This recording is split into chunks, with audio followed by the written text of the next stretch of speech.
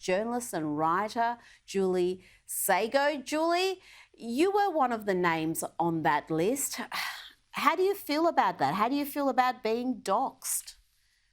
Look, yes, my name was on the list, Rita, and my God, I never thought that I'd have to be speaking about lists of Jews being drawn up and released in Australia in 2024.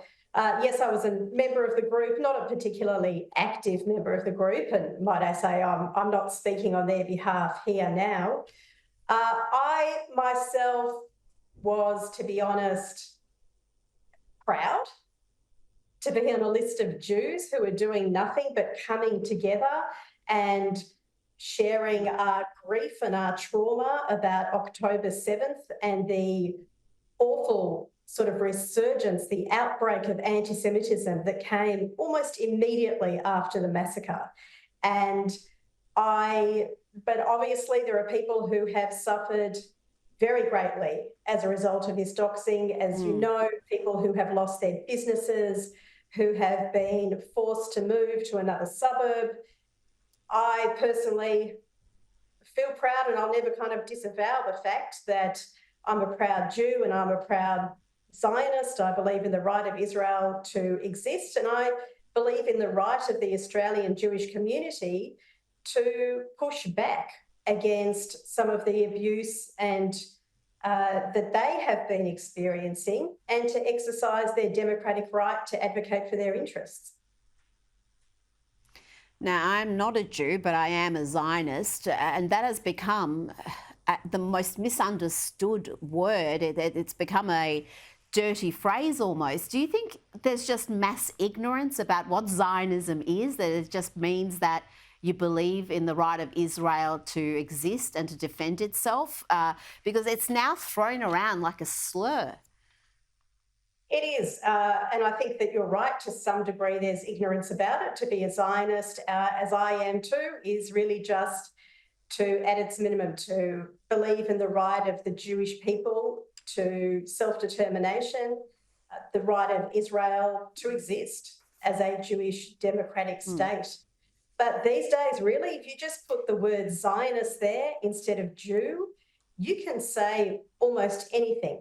It seems the sky's the limit in terms of the kind of tropes that you can put out there, traditional anti-Semitic tropes, to the extent that we have seen a member of the New South Wales Parliament, Jenny Leong, member of the Greens, talk about Jews and their tentacles in social justice movements, as if we are a sinister people always working towards some nefarious purpose. This is just anti-Semitism that, you know, I thought the world had left behind, certainly the Western world. Now, the Herald Sun reported on Friday that Jewish families and businesses were leaving the inner north of Melbourne due to the climate of hate and hostility they're facing. Many in that Jewish community, Julie, lean left themselves. Are they particularly shocked that people they considered to be allies turn out to hold such ugly views towards them?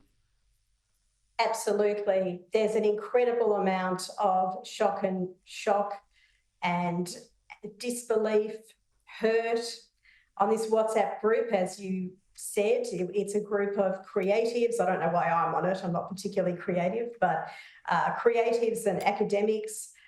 These are people who naturally, probably a lot of them lean left. They certainly have a range of views on the conflict and Israel's assault on Gaza.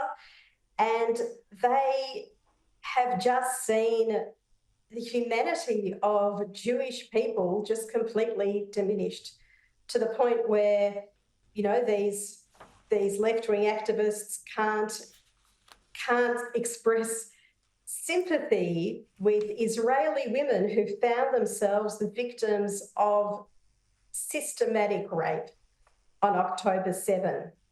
They can't even bring themselves to accept that that happened and to express the necessary condemnation. I mean, we're in we're in a place now that just beggars belief.